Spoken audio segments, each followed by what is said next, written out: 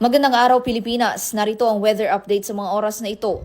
Ayon sa Pag-asa, asahan ang malalakas na pag-ulan dulot ng Bagyong Paulo. Sa loob ng 24 oras, higit 200 millimeters ng ulan ang inaasahan sa Aurora ngayong araw hanggang bukas ng tanghali.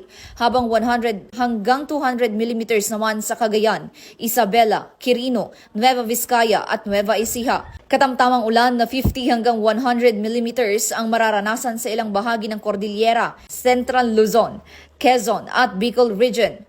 Mula bukas ng tanghali hanggang Sabado, higit 200 millimeters ng ulan ang posibleng tumama sa La Union at Benguet, habang 100 hanggang 200 millimeters naman sa Aurora, Isabela, Quirino, Nueva Vizcaya, Abra, Kalinga, Mountain Province, Ifugao, Pangasinan, Ilocos Sur at Zambales. Paalala ng Pag-asa, mas mataas ang posibilidad ng pagbaha at landslide sa mga bulubundukin at dati nang binabaha. Pinapayuhan naman ng publiko at mga lokal na disaster risk reduction offices na maging handa at maingat. At yan ang ating PNN weather update sa mga oras na ito. Ako si Patrolwoman Fe Octaviano para sa PNN Weather Update.